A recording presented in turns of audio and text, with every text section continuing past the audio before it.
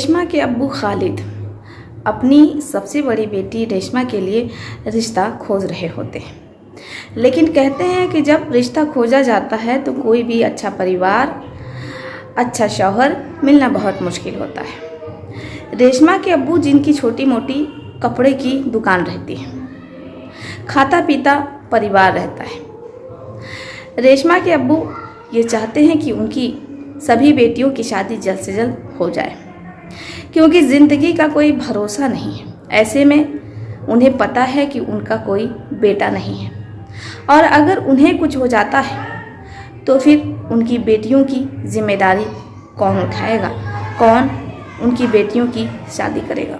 इसी चिंता में मोहम्मद खालिद, जिनकी तबीयत खराब रहने लगी, अपने शौहर को समझाती हैं कि देखिए, जोड़ा तो ऊपर से बन करके आता है, इसलिए आप ज़्यादा परेशान नहीं होइए, चिंता ना कीजिए। आपकी बेटियों की शादी अगर ऊपर वाले चाहेंगे तो जल्द से जल्द अच्छे से अच्छे घर में होगी और उन्हें अच्छा शौहर मिलेगा। अब खालिद दिन रात एक करते हैं, कई दलालों से बात करते हैं ताकि उनकी बेटी का रिश्ता फिक्स हो सके, लेकिन कोई भी लड़का उन्हें पसंद नहीं आ रहा होता है अपनी बेटी रेशमा के लिए, क्योंकि रेशमा जो पढ़ी लिखी रहती है, एमए पास रहती है, और अब ऐसे में जितने भी रिश्ते मिल रहे होते हैं उनमें से लड़का 10वीं पास रहता है तो कोई पढ़ा ही नहीं रहता है। लड़के के परिवार वालों का ये कहना होता है कि देखिए, भले ही हमारा लड़का पढ़ा लिखा नहीं है तो क्या, लेकिन हमारा लड़का अच्छे खासे पैसे कमा रहा है। मोहम्मद खालिद अपनी बेटी रेशमा से कहते हैं कि देखो बिटिया, रिश्ते बहुत अच्छे अच्छे मिल रहे हैं, लेकिन अगर तुम पढ़ा लिखा लड़का खोजोगी तो तुम्हारी शादी ही नहीं हो पाएगी। लेकिन रेशमा जिद पर अड़ी रहती है और कहती है कि वो एमए पास है, और ऐसे में वो कैसे किसी जाहिल को अपना शौहर बना ले। रेशमा के अब्बू मोहम्मद खालिद बहुत परेशान रहते हैं। तभी रेशमा के मामू रेशमा और अपनी बहन से मिलने आए रहते हैं।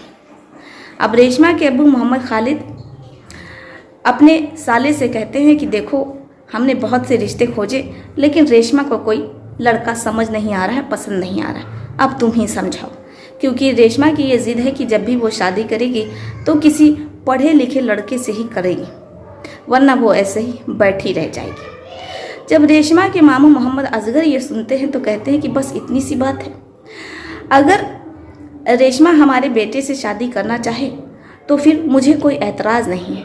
मेरा बेटा जो कि एलएलबी कर रहा है और रेशमा के लिए वो बिल्कुल सही रहेगा। रेशमा अभी पढ़ी लिखी है।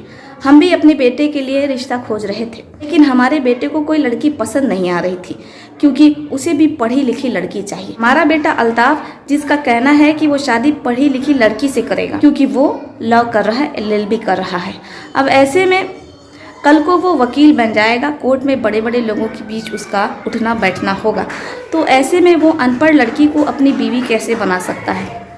इसलिए रेशमा अगर हमारे बेटे अल्ताफ से निकाह कर लेती है तो ये बहुत अच्छा रहेगा। रेशमा ये सुनती है तो वो बहुत खुश होती है। रेशमा के अब्बू अपनी बेटी से जाते हैं और पूछते हैं कि बेटा, क्या तुमको ये रिश्ता मंजूर है। रेशमा शर्मा जाती है और अपने अब्बू से कुछ नहीं कहती है। रेशमा के अब्बू मोहम्मद खालिद बाहर आते हैं और वो असगर से कहते हैं कि हमारी बेटी को रिश्ता मंजूर है।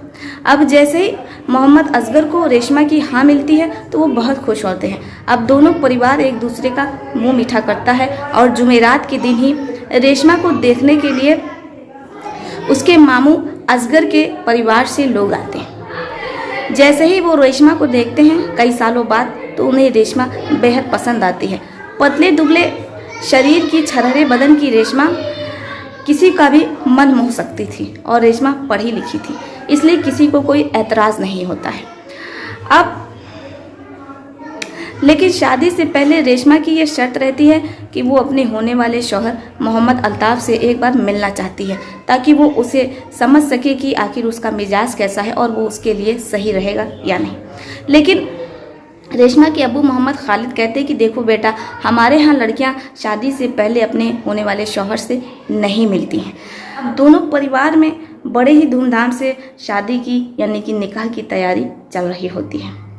रेशमा बहुत खुश रहती है कि उसका होने वाला शौहर आने वाले वक्त में कोर्ट में वकील होगा। घर में ज़ोरों शोरों से शादी की तैयारियां चल रही होती हैं। तभी रेशमा के अब्बू मोहम्मद खालिद के मोबाइल पर फ़ोन आता है।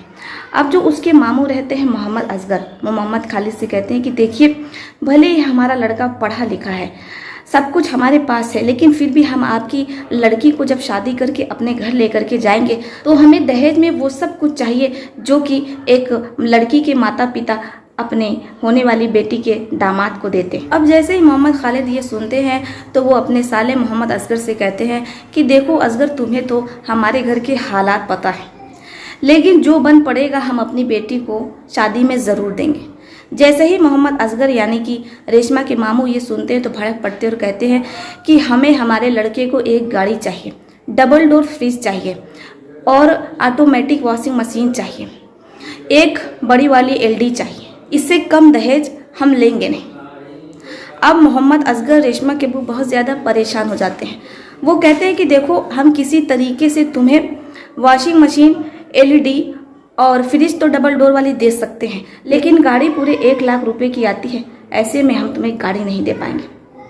अब रेशमा के मामू मोहम्मद असगर कहते हैं कि देखिए, अगर हमें गाड़ी नहीं मिलेगी तो हम शादी नहीं करेंगे। अब मोहम्मद असगर, जिनका दिमाग नहीं काम कर रहा होता क्योंकि कार्ड छप चुका होता है, रिश्तेदारों में बट चुका होता है, ऐसे में अगर बारात दरवाजे पर नहीं आएगी। देखिए दोस्तों, गर्मी में वीडियो बना रहे हैं, पसीना कितना हो रहा है और आप लोगों के लिए इतना संघर्ष करते हैं, वीडियो ऐसे नहीं बन जाती है दोस्तों। पूरा शरीर भीग चुका है पसीने से, आप देख सकते हैं। बहुत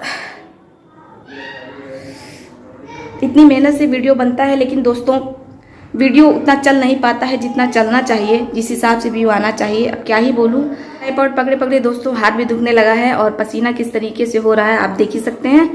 खैर, हम अपनी कहानी की ओर आगे बढ़ते हैं।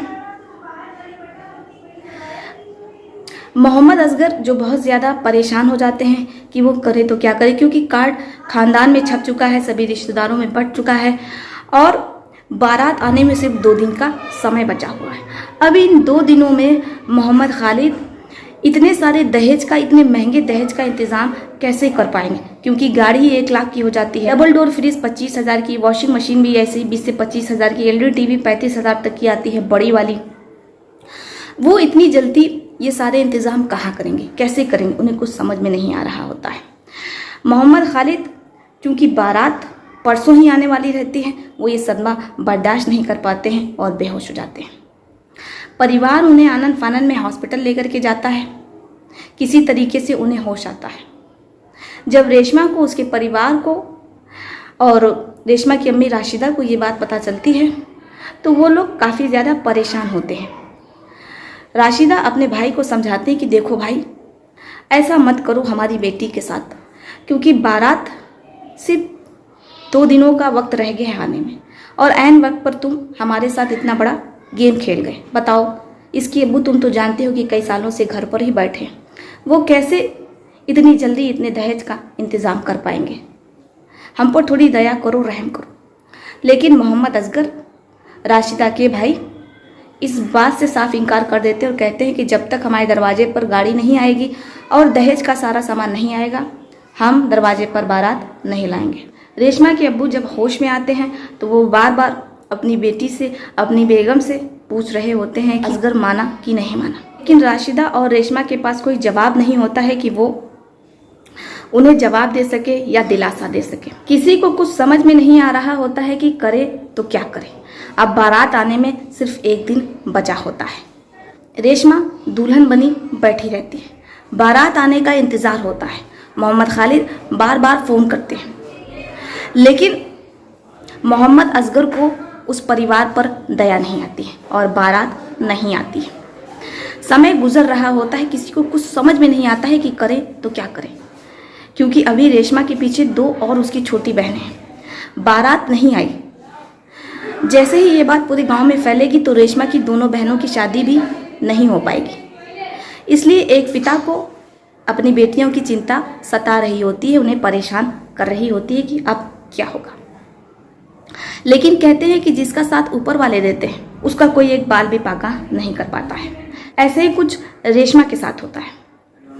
जैसे ही ये बात रेशमा के दोस्त रेहान को पता चलती है, रेहान कहता है कि देखो रेशमा, तुम हमारी क्लासमेट हो, हमारे साथ पढ़ी बड़ी हो, इसलिए अगर तुम चाहो तो हम तुमसे निकाह कर सकते हैं। जैसे ही रेशमा ये सुनती है तो वो बहुत खुश होती है। वो रेहान से पूछती है कि आखिर तुम हमसे निकाह क्यों करना चाहते हो। रेहान कहता है कि मैं तुमसे प्यार करता हूँ।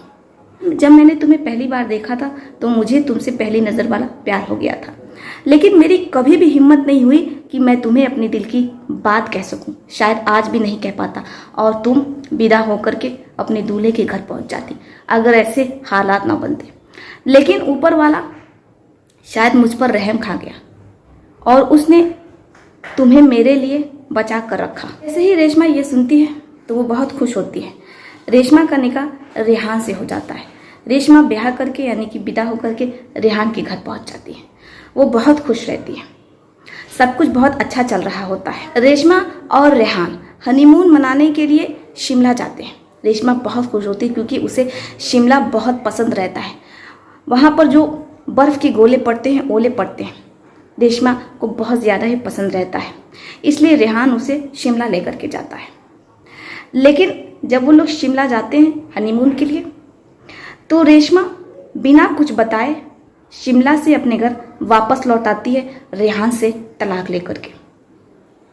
रेशमा के अब्बू मोहम्मद खालिद जब अपनी बेटी को घर पर देखते हैं तो वो अपनी बेटी रेशमा से पूछते हैं कि रेशमा, तुम तो रेहान के साथ शिमला गई हुई थी, आखिर तुम वापस क्यों लौट आई। रेशमा कहती है कि अब्बू, अब मैं कभी रेहान के पास वापस लौट करके नहीं जाऊंगी क्योंकि मैंने रेहान से तलाक ले लिया है। जब मोहम्मद खालिद ये सुनते हैं तो उनके पैरों तले ज़मीन खिसक जाती है। वो अपनी बेटी रेशमा से कहते हैं कि तुम्हारी शादी कितनी मुश्किल से हुई थी। अगर उस वक्त रेहान तुम्हारा हाथ नहीं थामता तो आज तुम्हारे दरवाजे से बारात लौट चुकी होती। पूरे गांव में हमारी कितनी बदनामी हो जाती। तुम्हारी बहनों से कोई शादी नहीं करता। तुम्हें तो एहसान मानना चाहिए रेहान का, लेकिन तुमने तो रेहान से तलाक ही ले लिया। बताओ आखिर तुमने उससे तलाक क्यों लिया।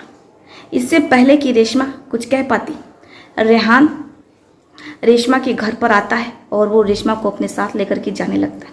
लेकिन रेशमा इतनी ज़्यादा गुस्सा जाती है, वो कहती है कि देखो रेहान, अगर तुम मेरे साथ ज़ोर ज़बरदस्ती करोगे तो फिर मुझे मजबूर होकर के पुलिस को बुलाना पड़ेगा। अगर तुम अपनी इज्जत चाहते हो तो तुम यहाँ से चले जाओ, वरना मैं पुलिस को बुला लूँगी। किसी को कुछ समझ में नहीं आ रहा होता है। इधर जो रेहान की फैमिली रहती है, उसका परिवार रहता है, वो लोग थाने में FIR करवा देते हैं कि नई नवेली दुल्हन शादी के 1 हफ्ते बाद ही तलाक ले ली है। पुलिस वाले रेशमा को थाने लेकर के आते हैं, उससे तलाक का कारण पूछते हैं। जब रेशमा पुलिस वालों को बताना शुरू करती है तो पुलिस वाले भी सने रह जाते हैं। रेशमा कहती है कि मैं किसी ऐसे शौहर के साथ अपना ज़िंदगी नहीं बिता सकती जो मुझे पति सुख नहीं दे पा रहा है और वो मुझे संतुष्ट नहीं कर सकता, नहीं कर पा रहा है। इसलिए मैंने अपने शौहर रेहान से तलाक ले लिया है। भला मैं उसके साथ रह करके क्या करूँगी। जिस लिए मैंने शादी की, जिस वजह से मैं सामाजिक बंधन में बंधी, जब उसी की इच्छा पूर्ति नहीं हो पाएगी सही से, तो फिर भला मैं रेहान के साथ, अपने शौहर के साथ रह करके क्या करूँगी। अब जब पुलिस वाले भी ये सुनते हैं तो वो भी रेशमा का साथ देते हैं और रेशमा का रेहान से तलाक हो जाता है। आशा करती हूँ कि आपको ये कहानी बेहद पसंद आई होगी।